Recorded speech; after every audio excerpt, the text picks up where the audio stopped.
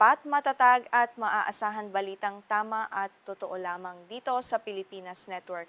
Magandang araw sa ating mga kababayan sa Pilipinas at sa buong mundo. Huwag kalimutang pusuan ang video, sumubaybay at pindutin ang batingaw upang lagi kayong updated sa balita. Simulan na natin. Inihayag ni Pangulong Donald Trump na nananatili siyang bukas sa posibilidad ng pakikipag-usap sa telepono kay Pangulong Lai Ching-te ng Taiwan sa kabila ng paulit-ulit na babala ng China na huwag direktang makipag-ugnayan sa leader ng islang nagpapatakbo sa sarili nito. Ang pahayag na ito ay agad na nagdulot ng matinding talakayan sa buong mundo, lalo na't sadyang napakaselan ng kasalukuyang ugnayan sa pagitan ng Washington at Beijing. Ginawa ni Trump ang kanyang pahayag habang sakay ng Air Force One itong Biyernes, kung saan direktang tinanong siya ng mga mamamahayag kung may balak pa rin siyang tawagan ang leader ng Taiwan. Matatag na sinagot ng Pangulo na lagi ko siyang kakausapin, na nagpapakita ng kaniyang kawalan ng takot sa diplomatikong pressure mula sa Beijing na patuloy na nag-aangkin sa Taiwan bilang sarili nitong teritoryo. Kung matutuloy nga ang pag-uusap na ito ang magiging kauna-unahang pagkakataon sa loob ng maraming dekada na direktang mag-uusap ang mga nakaupong Pangulo ng Estados Unidos at Taiwan. Isang hakbang ito na walang katulad sa kasaysayan ng modernong diplomasya at tiyak na yayanig sa kasalukuyang geopolitika sa rehiyon ng Asia-Pasipiko, kung saan ang Pilipinas ay may malaking interes din sa kapayapaan. Agad namang nagpahayag ng matinding pagtutol ang Embahada ng China sa Washington sa pamamagitan ng isang opisyal na pahayag. Binigyang diin ng Beijing na ang ganitong uri ng tawag sa telepono ay maaaring makasira sa delikadong pag-unlad ng relasyong US-China. Hinimok nila ang Administrasyong Republican na maging lubhang maingat sa paghawak sa isyu ng Taiwan upang maiwasan ang anyong malubhang hindi pagkakaunawaan. Dagdag pa ng panig ng China, dapat iwasan ng pamahalaan ng Estados Unidos ang pagpapadala ng mga maling senyas sa mga opisyal ng Taiwan na itinuturing ng Beijing na isang rebeldeng lalawigan. Ang matigas na babalang ito ay nagpapakita ng labis sa pagkabahala ng China na ang pakikipag-usap ni Trump kay Lai ay magbibigay ng higit na lehitimasyon at lakas ng loob sa pamahalaang demokratiko ng Taipei. Hindi ito ang unang pagkakataon na nyanig ni Trump ang relasyong US-China dahil sa Taiwan. Noong taong 2016 matapos niyang manalo sa halalan ngunit bago pa man opisyal na manumpa, tinanggap niya ang isang tawag ng pagbati mula kay dating Pangulong Tsai Ing-wen. Ang pangyayaring iyon ay nagdulot ng matinding galit sa Beijing at naghudyat ng mas agresibong patakaran ng China. Bukod sa tawag, pinag-uusapan din ang panukalang pagbebenta ng armas sa Taiwan na nagkakahalaga ng 14 na bilyong dolyar. Bagaman inaprubahan na ito ng Kongreso ng Estados Unidos noong unang bahagi ng taon, kailangan pa rin nito ang pinal na pag-aproba mula kay Trump. Inihayag kamakailan ng Pangulo na itinuturing niya ang pagbebenta ng armas bilang isang mahalagang baraha sa kaniyang pakikipagnegosasyon. Noong nakaraang buwan, sa kaniyang opisyal na pagbisita sa Beijing, personal na binalaan ni Pangulong Xi Jinping si Trump ukol dito. Ayon sa mga opisyal ng China, tahasang sinabi ni Xi na ang usapin ng Taiwan ang pinakasensitibo at pinakamahalagang isyu sa relasyon ng dalawang bansa. Nagbabala pa siya na kung hindi ito maaayos ng tama, maaari itong humantong sa matitinding sagupaan at armadong tunggalian.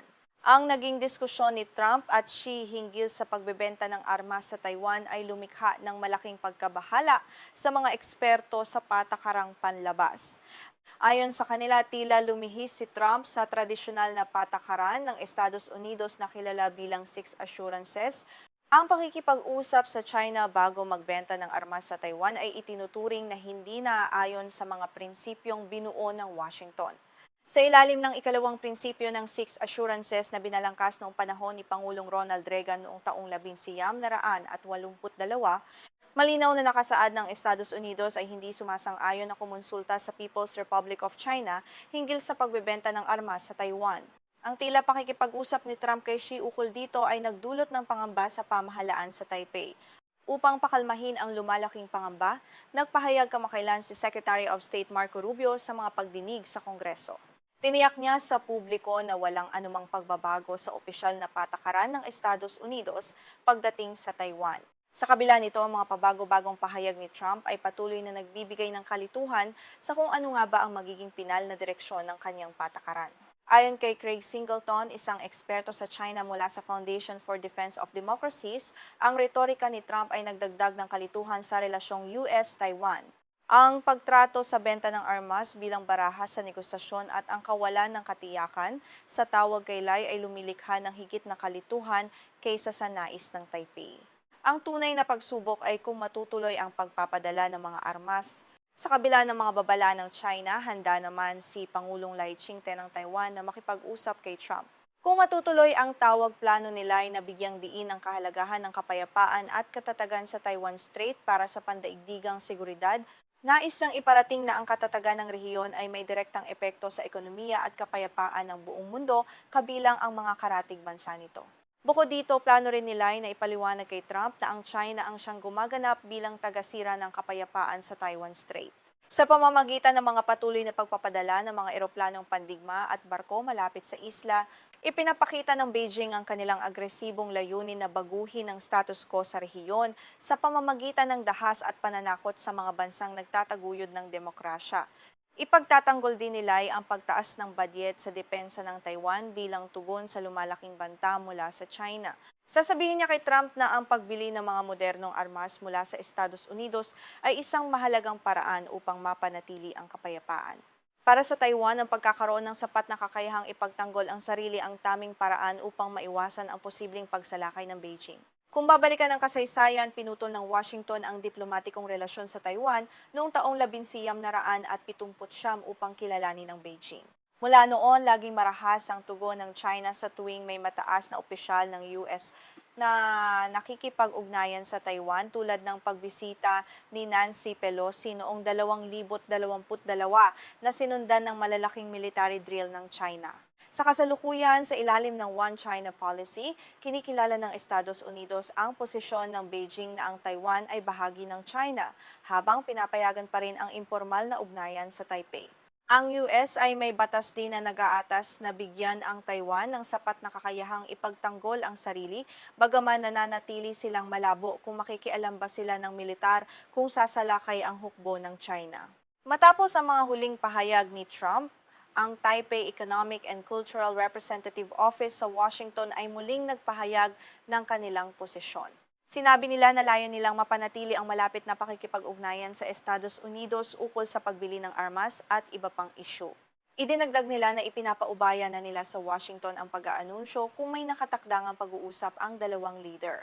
Ayon kay Edgar Kagan, isang dating diplomat ng Estados Unidos, mas ituturing ng China na isang malaking provokasyon ang tawag sa telepono sa pagitan ni Trump at Lai kumpara sa pagpapatuloy ng pagbebenta ng armas. Kapansin-pansin aniya na patuloy na binabanggit ni Trump ang posibilidad ng tawag na ito sa kabila ng paulit-ulit at tahasang babala na inilalabas ng pamahalaan sa Beijing laban sa hakbang na ito. Sa huli, naniniwala si Kagan na kung iiwasan ni Trump ang tawag sa telepono kay Lai, maari siyang makakuha ng puwang upang ituloy ang pagbebenta ng armas nang hindi lumilikha ng matinding gulo sa Beijing. Sa ganitong paraan, maipapakita ng Estados Unidos na hindi nila pinababayaan ang Taiwan habang pinapanatili pa rin ang respeto sa mga sensitibong usapin na mahalaga para sa panig ng makapangyarihang China.